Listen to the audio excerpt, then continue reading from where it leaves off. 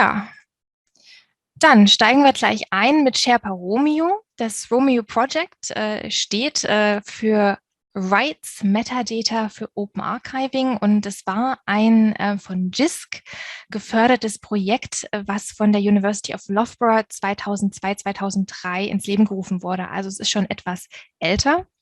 Es war sehr erfolgreich. Also das Ziel war die Erforschung der rechtlichen Rahmenbedingungen von Selbstarchivierung von wissenschaftlichen Arbeiten in Großbritannien.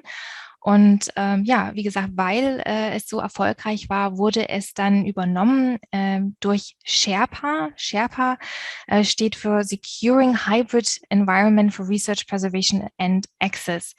Die Projektkoordination für das Projekt ist auch in Großbritannien in Nottingham. Ja, die Liste, die unter dem Romeo Project erstellt wurde, wurde dann mit Sherpas Unterstützung nach der Übernahme in eine durchsuchbare Datenbank überführt und weiterentwickelt. Und in dieser Datenbank kann man nach Verlagen und Zeitschriften suchen, um herauszufinden, welche Konditionen zur Selbstarchivierung eben bestehen, was die Verlage gestatten.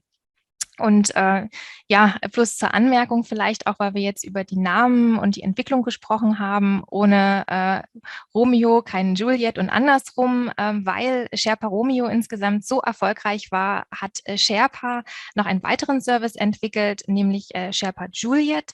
Das ist auch eine durchsuchbare Datenbank, eine zentrale Anlaufstelle für aktuelle Informationen über die Politik und ja, Informationen zu Open Access von Förderorganisationen, also welche Anforderungen Förderorganisationen haben.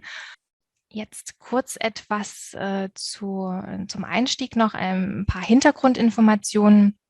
Für wen ist Sherpa Romeo relevant? Vor allem für Autorinnen, die weiterhin in traditionellen subskriptionsbasierten Zeitschriften veröffentlichen wollen. Also es gibt ja auch viele renommierte Closed Access Zeitschriften noch, und wenn Sie da veröffentlichen wollen, aber auch dann Ihre Publikationen Open Access zur Verfügung stehen, dann ist Zweitveröffentlichung der Weg.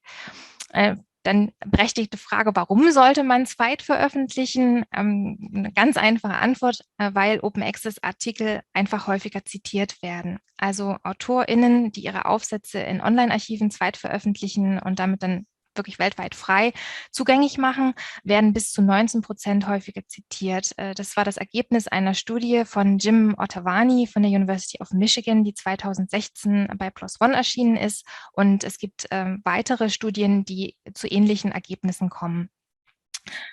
Ja, die SUB unterstützt auch Open Access Publikationen, fördert das, und ja, also wir stehen auch dafür, dass Autorinnen gut beraten sind, ihr Recht auf Zweitveröffentlichung wahrzunehmen.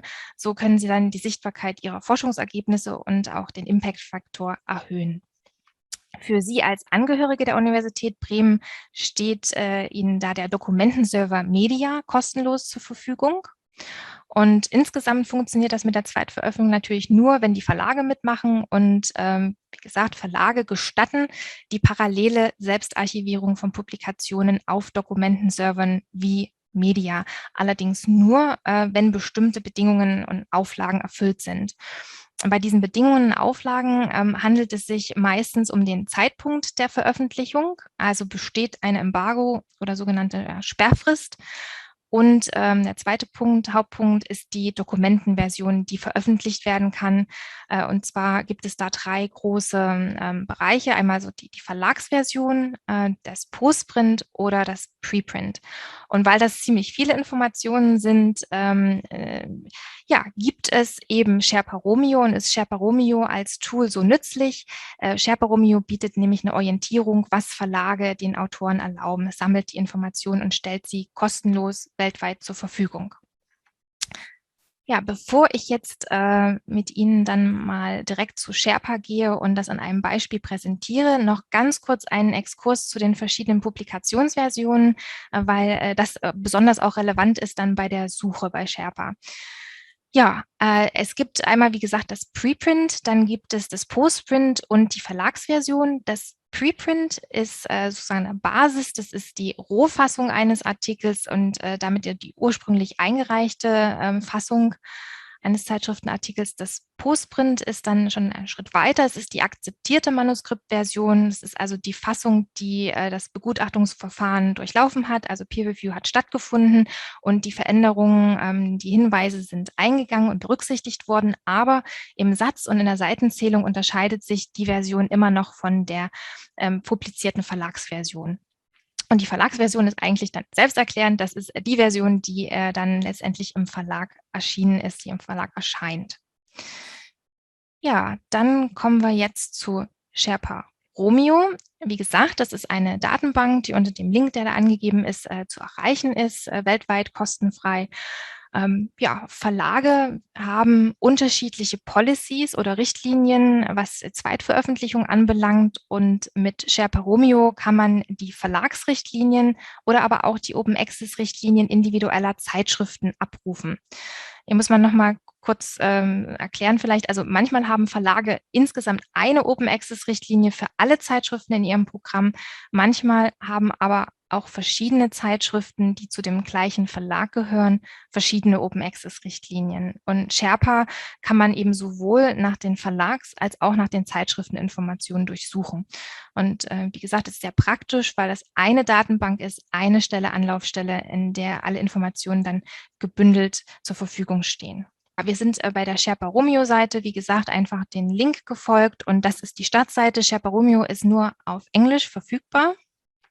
Und man kann, wie gesagt, schon erwähnt, entweder nach der Journal-Title, der ISSN, also Zeitschriftentitel, oder nach dem Verlag suchen. Ich habe mir ein Journal schon mal ausgesucht, die European Journal of Information Systems. Und wenn man das eingibt, dann präsentiert Sherpa die folgenden Informationen. Oben sind ganz allgemeine Basisinformationen, Metadaten zum Verlag, zur Zeitschrift angegeben, nochmal der Titel, die ISSN, Print sowohl als elektronisch, ganz praktisch. Hier kann man auch direkt, wenn man der URL folgt, auf die Zeitschriftenseite beim Verlag selbst zugreifen, hat nochmal alle Informationen und dann wieder zurück bei Sherpa, hier unten dann angegeben bei den Basisinformationen noch natürlich der Verlag, Herausgeberschaft. Ja, was uns jetzt aber interessiert, was die Zweitveröffentlichung anbelangt, sind die Verlagsrichtlinien zu Open Access. Und hier sehen wir immer, das ist bei Sherpa so eingeteilt, die verschiedenen Publikationsversionen. Deswegen auch vorhin nochmal der kleine Exkurs dazu. Also die Published Version ist äquivalent zur Verlagsversion. Die Accepted Version steht für das Postprint und Submitted Version wäre das Preprint.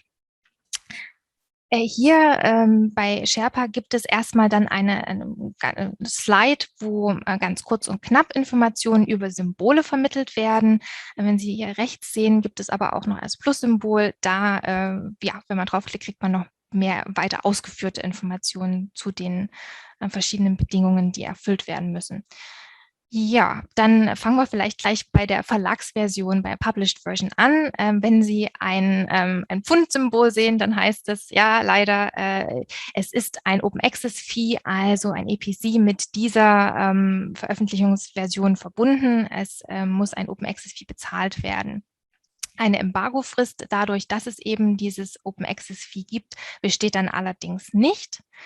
Eine License, also die Creative Commons License, die dann vergeben wird, da gibt es die ganz Basis-Standard-Version CC BY, kann man auswählen. Ansonsten empfiehlt Taylor & Francis, der Verlag, bei der Zeitschrift erscheint, immer NC, also nicht commercial, oder NCND, nicht commercial oder non-derivative. Und dadurch, dass man eben dafür bezahlt, ist ja auch richtig so, dann, also wenn man schon bezahlen muss sozusagen, dann kann man es natürlich aber auch auf jeder Webseite veröffentlichen. Ja, so viel zur Published Version. Bei der Accepted Version gibt es zwei Pfade sozusagen, die man beschreiten kann. Hier einmal Pathway A, Pathway B. Bei Pathway B, darauf möchte ich als erstes eingehen, das ist Veröffentlichung des Postprints, also der akzeptierten Manuskriptversion auf der Homepage der Autorin des Autors. Da besteht keine Embargofrist.